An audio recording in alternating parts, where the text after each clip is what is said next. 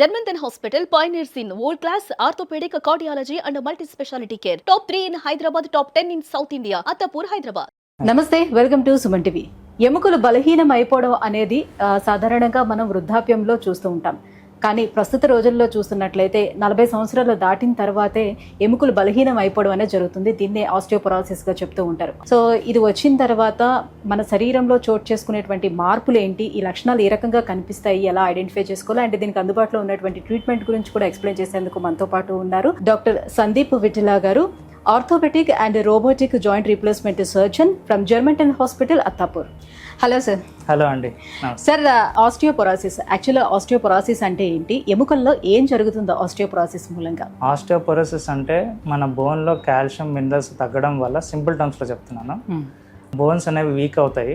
Week అవడం వల్ల increase risk of fractures అలా అవుతాయి అంటారు అనమాట. మాకు చాలామంది పేషెంట్స్ వస్తారు, సింపుల్గా స్లిప్ అండ్ ఫాల్ అవ్వడం వల్ల హిప్, వ్రిస్ట్, వర్టిబ్రల్ ఫ్రాక్చర్స్ ఇవన్నీ అవుతూ ఉంటాయి. సో ఒకవేళ ఈ ఫ్రాక్చర్స్ అయినప్పుడు ఎట్లా అవుతుంది అంటే పేషెంట్ సర్జరీస్ చేయించుకోవాల్సి వస్తుంది. తర్వాత రీహాబిలిటేషన్ ఇవన్నీ చేసుకోవడం వల్ల వాళ్ళ క్వాలిటీ ఆఫ్ లైఫ్ పోతుందన్నమాట. అంటే జస్ట్ ఇలా పడిపోతే అలా విరిగిపోతుంది, ఇట్లా పడంగానే జారి పడంగానే అట్లా విరిగిపోతూ ఉంటుంది. సో బోన్ డెన్సిటీ అనేది బాగా తగ్గిపోతుంది. బోన్ డెన్సిటీ అనేది తగ్గుతుంది. సో ఆస్టియోపొరోసిస్ కి మనకి ఆస్టియోపీనియాకి ఏంటి సార్ డిఫరెన్స్ ఉంటుంది? సో ఆస్టియోపొరోసిస్ అంటే యాక్చువల్గా చెప్పాలంటే ఇది ఒక సైలెంట్ డిసీజ్. సో మనకి దీనికి సిమ్టమ్స్ ఉండవు, అది ఫ్రాక్చర్ అయ్యే వరకు మనకి తెలియదు. సో ఆస్టియోపీనియా అంటే ఏంటంటే బోన్స్ వీక్ అవ్వడం. ఆస్టియోపొరోసిస్ అంటే కంప్లీట్గా ఏంటంటే లోపల నుంచి హాలో అయిపోతాయి అన్నమాట. హాలో అయిపోవడం వల్ల కార్టెక్స్ అనేది అవుటర్ లైనింగ్ ఆఫ్ బోన్ని కార్టెక్స్ అంటారు, అది బాగా తిన్న అయిపోతుంది. అంటే అరిగిపోతుందన్న, అంటే తిన్న అయిపోతుంది అనమాట. యంగర్ అడల్ట్ స్టేజ్లో చూస్తే కొంచెం out side of the covering, దాన్ని కార్టెక్స్ అంటారు, బోన్ కవరింగ్, అది థిక్గా ఉంటుంది. తర్వాత స్లోగా ఏజ్ పెరుగుతా కొద్దీ అది తిన్న అవుతూ ఉంటుంది. సో బాగా తిన్న అయిపోయిన తర్వాత లాస్ట్కి ఏమవుతుందంటే సింపుల్గా జస్ట్ జారి పడ్డంగానే ఫ్రాక్చర్స్ అవుతూ ఉంటాయి. సో ఇది ఆస్టియోపొరోసిస్ గురించి ఇన్డెప్త్గా తెలుసుకోవాలనుకుంటే ఫస్ట్ మనము పీక్ బోన్ డెన్సిటీ గురించి తెలుసుకోవాలి. సో పీక్ బోన్ డెన్సిటీ అంటే ఏంటంటే మనం 25 to 30 years ఏజ్ వరకు మనము ఒక కాల్షియం, మినరల్స్ ఇవన్నీ డిపాజిట్ చేసుకుంటూ వస్తాం.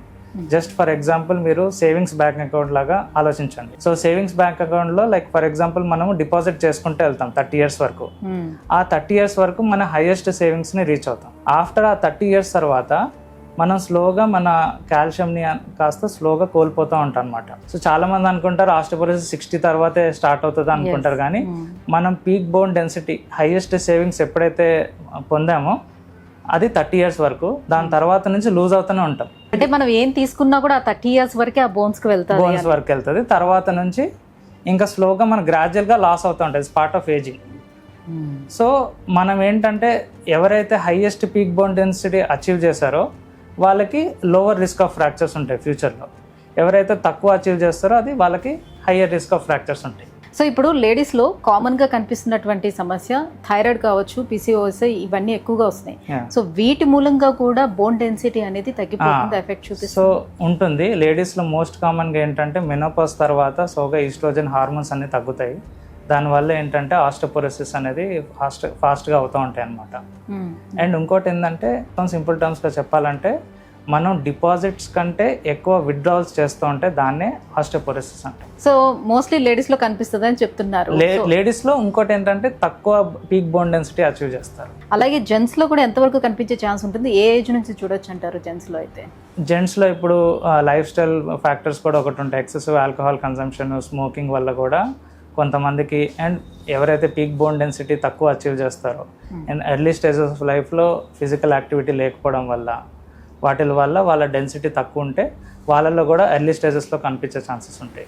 సో ఎలాంటి లైఫ్ స్టైల్ చేంజెస్ చేసుకోవాలంటారు? దేని మూలంగా ఎక్కువగా ఇది వస్తుంది? బోన్ డెన్సిటీని ఎలా పెంచుకోవాలి? మనం ఇది తెలుసుకోవాలంటే ఫస్ట్ మన బోన్ డెన్సిటీ అనేది జస్ట్ లైక్ ఇప్పుడు మజిల్స్. చాలామంది ఏమనుకుంటారంటే బోన్ అనేది ఒక నాన్ లివింగ్ టిష్యూ, అది ఒక కాంక్రీట్ పిల్లర్ లాగా అనుకుంటారు, కానీ అదొక living tissue. Just like skin, muscle, tendons ఎలా అయితే లివింగో అది కూడా అంతే. సో నార్మల్గా మజిల్స్ ఏంటంటే మనం స్ట్రెంత్ అవ్వాలంటే రెసిస్టెన్స్ ట్రైనింగ్, వెయిట్ లిఫ్టింగ్ అయితే చేయాల్సి వస్తుంది.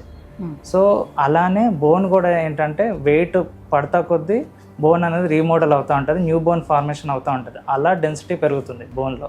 సో మనము ఎలా చేసుకోవాలంటే, బోన్ డెన్సిటీ ఎట్లా పెంచుకోవాలంటే రెగ్యులర్గా physical activity, weight lifting, especially weight lifting చాలా యూస్ఫుల్ ఉంటుంది అనమాట.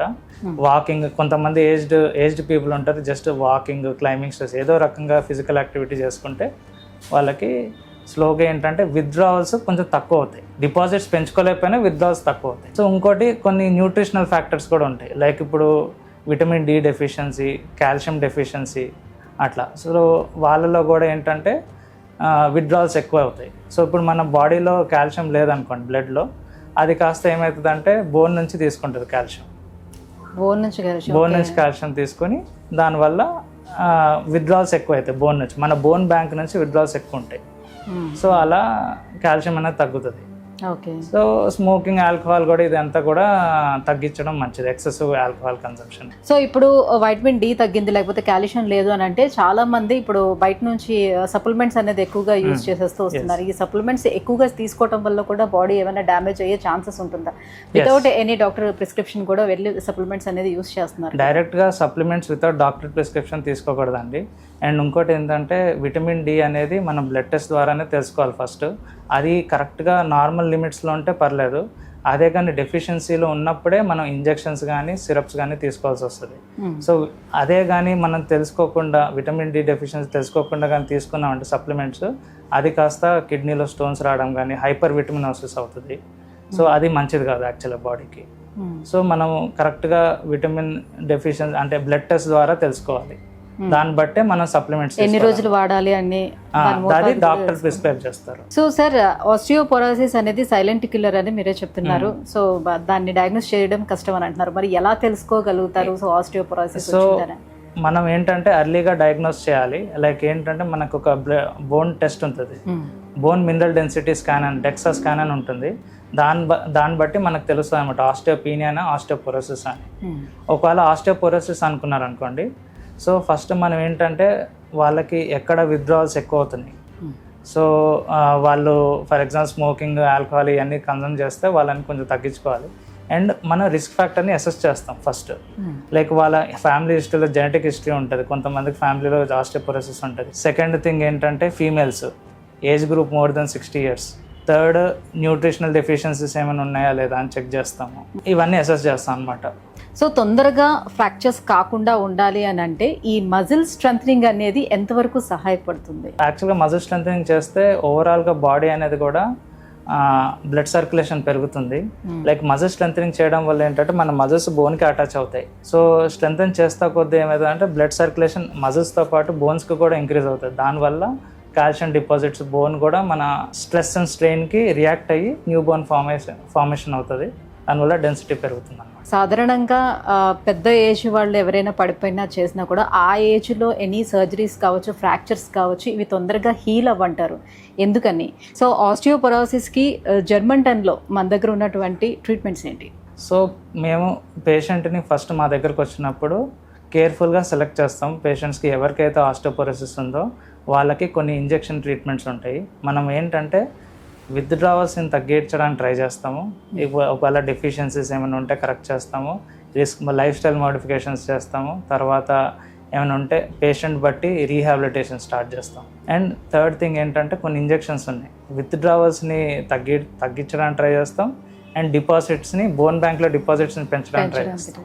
దానికి కొన్ని ఇంజెక్షన్స్ ఉన్నాయి. సార్, ఆస్టియోపోరోసిస్ వచ్చిందంటే మెయిన్గా మన శరీరంలో ఏ బోన్స్ అనేవి ఎక్కువగా ఎఫెక్ట్ అవుతాయి? మోస్ట్ కామన్ బోన్స్ ఏంటంటే ఒకటి రిస్ట్ ఫ్రాక్చర్స్ అవ్వచ్చు, ఇంకోటి hip fractures, vertebral body fractures. ఇవి మోస్ట్ కామన్గా మేము ఆర్థోపెడిక్ ప్రాక్టీస్లో చూస్తూ ఉంటాం. మెయిన్లీ ఏంటంటే ఎల్డర్లీ పీపుల్ వాళ్ళు ప్రాపర్గా నడవలేక సడన్గా స్లిప్ అయ్యి బాత్రూంలో జారిపడడం వల్ల సడన్గా హిప్ ఏమైనా ఫ్రాక్చర్స్ అవుతూ ఉంటాయి. హిప్ ఆర్ రిస్ట్ మెయిన్లీ దీనిపైన ప్రెషర్ పడుతుంది అనమాట. సో అట్లాంటి కండిషన్స్లో మేము ఏం చేయాల్సి వస్తుంది అంటే హిప్ ఫ్రాక్చర్స్ ఉంటే సర్జరీ చేయాల్సి వస్తుంది, hip or wrist fractures. So దానివల్ల వాళ్ళ క్వాలిటీ ఆఫ్ లైఫ్ అనేది పోగొట్టుకుంటారు. ఈ మధ్యలో రీహాబిలిటేషన్, ఎక్సర్సైజెస్, తర్వాత ఈ ఎలా ఫ్రాక్చర్ అయిన తర్వాత డిజేబిలిటీస్ అనేవి కొంత రకంగా ఉంటాయి అన్నమాట. ఈవెన్ దో మేము సర్జరీ చేసిన తర్వాత కూడా వాళ్ళ రికవరీ ఫేజ్ అనేది స్లోగా ఉంటుంది. ఎందుకంటే ముందు చెప్పాను కదా, ముందు స్లోగా మన కార్టెక్స్ అనేది థిన్ అవుతుంది. బోన్ అవుటర్ కవరింగ్ ఏదైతే ఉంటుందో కార్టెక్స్ సో చిన్న పిల్లల్లో ఏంటంటే కార్టెక్స్ అనేది అవుటర్ కార్టెక్స్ థిక్గా ఉంటుంది. థిక్గా ఉండడం వల్ల అండ్ వాళ్ళది ఈజీగా బోన్ బ్రేక్ అవ్వదు, బెండ్ అవుతుంది కానీ బ్రేక్ అవ్వదు. అండ్ వాళ్ళకి బ్రేక్ అయినా కానీ చాలా ఫాస్ట్గా హీలింగ్ పొటెన్షియల్ ఉంటుంది. మనం ఏజ్ అయ్యే కొద్దీ ఏంటంటే మన హీలింగ్ పొటెన్షియల్ అనేది స్లోగా తగ్గుతూ ఉంటుంది. జస్ట్ లైక్ స్కిన్ కానీ ఏదైనా కట్స్ కానీ ఏమైనా అయితే డయాబెటీస్లో మీరు కట్స్ ఉంటాయి కదా, అవి స్లోగా హీల్ ఎట్లా అవుతాయో దీంట్లో కూడా అట్లనే స్లోగా హీలింగ్ అవుతుంది.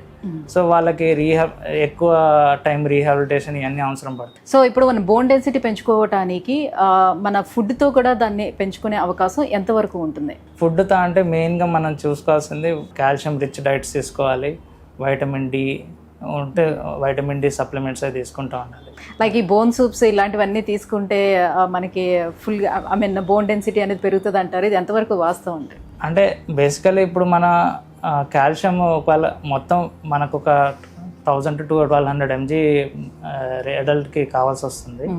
సో మొత్తము మన ఫుడ్లో తీసుకోలేకపోయినా కానీ మనం అడిషనల్గా కాల్షియం సప్లిమెంట్స్ తీసుకోవచ్చు. Right, thank you sir. So osteoporosis అంటే ఏంటి, సో ఎవరిలో ఎక్కువగా మనం చూస్తాం, మనకు అందుబాటులో ఉన్నటువంటి ట్రీట్మెంట్స్ గురించి కూడా ఎక్స్ప్లెయిన్ చేసినందుకు thank you so much. Thank you so much. Thank you. So viewers, osteoporosis అనేది కేవలం వృద్ధుల్లో మాత్రమే కాదు, సో బోన్ డెన్సిటీ అనేది ఈ రోజుల్లోని మన లైఫ్ స్టైల్ కారణంగా కావచ్చు, మనం తీసుకునేటువంటి డైట్స్ మూలంగా కావచ్చు, సో బోన్ డెన్సిటీ అనేది తగ్గిపోతూ వస్తుంది. ఇలాంటి వాళ్ళలో ఎక్కువగా ఆస్టియోపరోసిస్ అనే కండిషన్ని మనం చూస్తూ వస్తున్నాం. సో దీన్ని ఎర్లీగా డయాగ్నోసిస్ చేయగలిగితే డెఫినెట్గా దానికి ట్రీట్మెంట్ అనేది జర్మెంటన్ హాస్పిటల్లో మనకు అందుబాటులో ఉంది. మీలో ఎవరైనా ఆస్టియోపరోసిస్ తోటి సఫర్ అవుతున్నట్లయితే కింద స్క్రోల్ అవుతున్నటువంటి నెంబర్కి కాల్ చేయండి. ఒకసారి జర్మెంటన్ హాస్పిటల్ని కూడా అప్రోచ్ అవ్వండి, మీ సమస్యకు చెక్ పెట్టండి.